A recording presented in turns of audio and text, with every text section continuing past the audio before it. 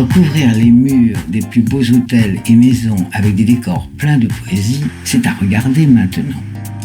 Près de Mulhouse, dans le bel atelier de la maison Millet, Alexandre Poulaillon peaufine l'une de ses dernières œuvres. Ce peintre en décor depuis 25 ans a quitté Paris pour s'installer dans le Grand Est. Une décision qui fait sens, puisque la région abrite le musée de l'impression sur étoffe, ainsi que la maison Zuber, éditrice de papier peint artisanal. Continuant à travailler pour de grands décorateurs comme Jacques Garcia ou le bureau Pinto, Alexandre Poulaillon a voulu offrir autre chose. L'idée, c'était, avec Maison Millet, de proposer une autre gamme de services. Parce que pendant 25 ans, j'ai fait uniquement du décor peint à la main.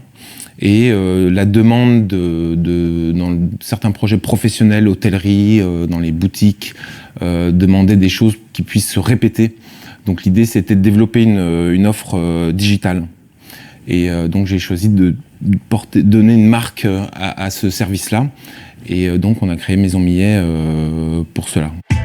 De Pierre Jovanovic à Diptyque, en passant par Vincent Larrey ou encore la marque à la semelle rouge, tous ont collaboré avec Alexandre Poulaillon. Alors ça, c'est un décor que j'ai créé pour la maison Louboutin et qui est ensuite développé, qui est numérisé et puis développé en papier peint pour les différents magasins. Donc là, je suis juste en train de finir quelques ombres qui donnent le relief. Pour avoir encore plus de relief, il est possible aussi d'utiliser la technique du papier dominoté. Le papier dominoté, c'est du papier qui est imprimé sur des feuilles de papier. Et donc, à la fin du XVIIIe siècle, un Français a inventé une machine à fabriquer du papier continu. Donc, à partir de cette époque-là, on a commencé à faire des rouleaux de papier. Et cette technique s'est développée de plus en plus, au XIXe siècle surtout. Et donc, plutôt que de faire imprimer des motifs sur des feuilles de papier, on a commencé à les faire sur des rouleaux.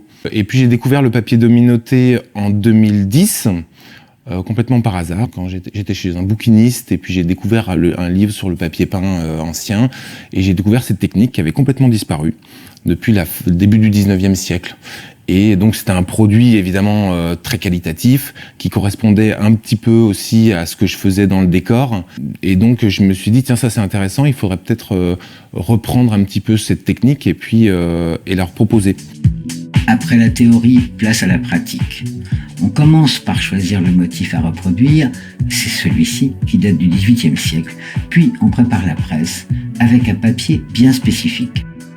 Le papier dominoté, traditionnellement, il est fait avec des papiers vergers, pur coton, qui étaient faits à la main, donc au tamis.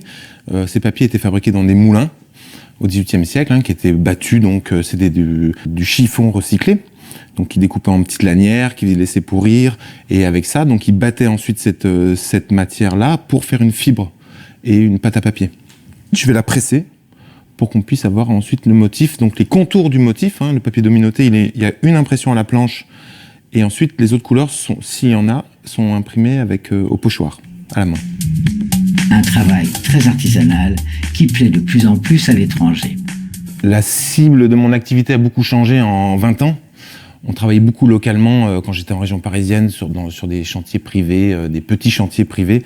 Et les chantiers, en 20 ans, sont devenus de plus en plus gros, de plus en plus importants, et surtout, se sont exportés de plus en plus. Aujourd'hui, 90% de mon activité se fait à l'export. Après, au niveau du savoir-faire, donc là, c'est vrai que beaucoup de décorateurs renommés sont français, parce que les artisans sont en France. Et que notre savoir-faire, c'est vrai qu'il est rare. Et même des petits ateliers comme le mien sont amenés à voyager partout dans le monde, quoi. Une reconnaissance mondiale, et il n'y avait qu'un petit atelier Made in Grand Est pour y arriver.